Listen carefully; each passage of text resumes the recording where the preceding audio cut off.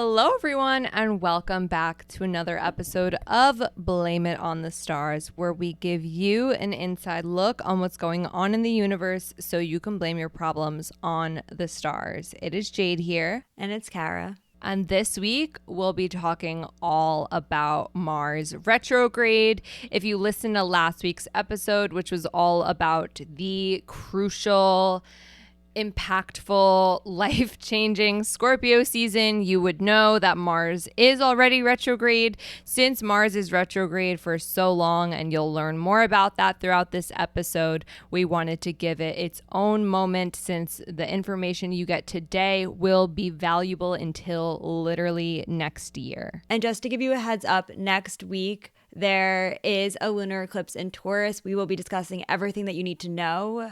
And after a short ad break, we'll get into the episode. So, first of all, happy Halloween. Second of all, let's talk Mars retrograde. Mars stationed retrograde in Gemini on October 30th at 9:26 a.m. Eastern Standard Time. Per usual, the date and time are from the website astroseek.com. What you need to know. For the next several months, you'll be experiencing, unfortunately, a lack of motivation. You might find that your energy gets a little bit more scattered and your anger might be more misdirected. Because retrogrades indicate a time for us to reflect, we're going to be reflecting on all of the Mars-related themes in astrology. And one of the biggest things that Mars deals with is our motivation and the way that we get things done. So you might find that you're really reflecting on why you do things, how you do things. I wouldn't be surprised if a lot of those habits, books and productivity books, things like that, become popular again as we're trying to figure out what the most effective way to do something is, or what the best way, what way makes the most sense. This is happening in Gemini, and because Gemini is such an intellectual sign, it's going to be a lot of like thinking and not just doing. Yeah, so I've seen a few things that say that Mars retrograde can provide an energy boost, which honestly doesn't necessarily make the most sense because retrogrades are when we're pulling back and Mars is our drive, so we're pulling back on our normal energy. And Mars in Gemini has a lot of energy to give in the first place, but this is a time, as Kara mentioned, to reevaluate where your energy is going, how much energy you want to give to whatever area of your life is being affected by this Mars retrograde, and reassess, are you giving too much energy to that thing in your life? Are you not giving enough energy? This is a time for you to reassess that. Some of the other ways that this could show up in your life, since Mars is also our anger, you might find that there's a lot of frustration. If you're finding that things aren't working out and you get a little bit irritated, that is to be expected. Also, too, since Mars in Gemini is a very curious energy and it likes to explore new things and keep its mind active all the time, if the retrograde is bringing you a lack of energy and a lack of motivation, and you find that you're getting bored and frustrated that you're bored, that is also to be expected. This is a really important transit to pay attention to because it's happening for a really long time. Mars retrograde ends in January, so we have from October 30th to January 12th, where Mars will be retrograde, and then it will stay in the sign of Gemini until March. Yeah, something you didn't know, but maybe you did know if you listened to our retrograde planets episode, which was giving the 411 on retrogrades, how often they happen and how they show up in your life and what they mean for you. You would know this already, but in case you did not know, Mars retrograde happens for 2.5 months, and it happens every other year. So Mars retrograde is something that is frequent. It's something we've all dealt with. It's not foreign or unfamiliar. We had a Mars retrograde in Aries in 2020, and now we're having another Mars retrograde. So just something to know in case next year you're like, where's Mars retrograde? It's every other year. So it's not unfamiliar. You've been through Mars retrogrades before, and it'll be okay. Yeah, and if you do have Mars retrograde in your chart, then you're already familiar with this energy. We just wanted to give you a little advice because I know that Mars retrograde has been a hot topic on the internet for a while, and there seems to be a lot of fear surrounding it. Our advice to you is don't judge yourself for how productive you are. Know that it's important to slow down and reevaluate your energy. If you're feeling frustrated, this is a good time to work on skills for dealing with frustration and anger and finding healthy ways to handle that.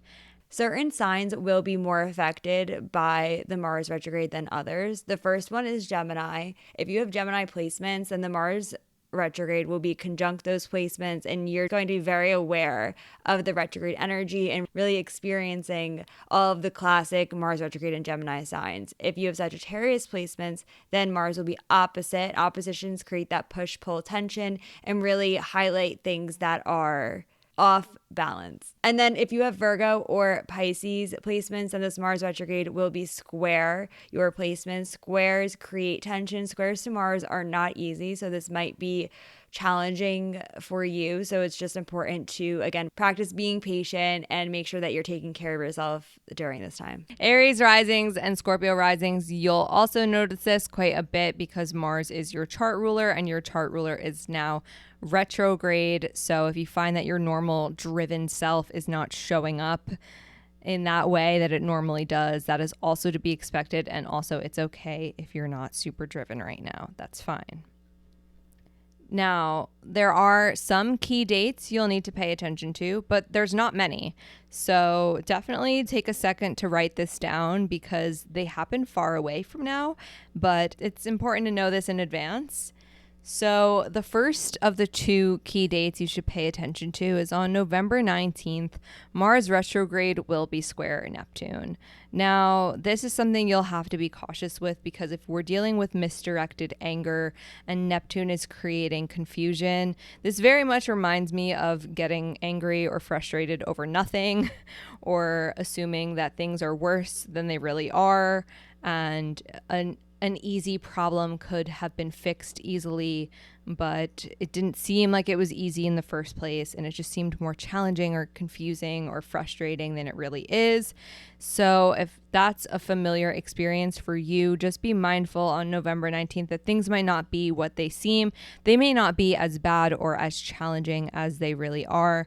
So if that resonates around that time, I would get some clarification before deciding how you really feel about something or deciding how you're going to go about solving a problem. On November 28th, Mars will be trine Saturn. Saturn is coming to add a little bit of practicality and structure to this Mars retrograde energy. Typically, Mars and Saturn feel very opposite and different from each other, but in this case, I feel like it can be really helpful for balancing out a lot of that Mars and Gemini energy, especially if you're doing a lot of thinking and you need to shift more towards doing or focusing on the practical things instead of getting lost in tangents and different thoughts. Gemini energy is really good for trying new things and figuring things out and exploring, but sometimes we need Saturn there to help us direct that energy in a way that is meaningful. And as we mentioned, you'll be dealing with this Mars retrograde energy until January of next year. So get familiar with this.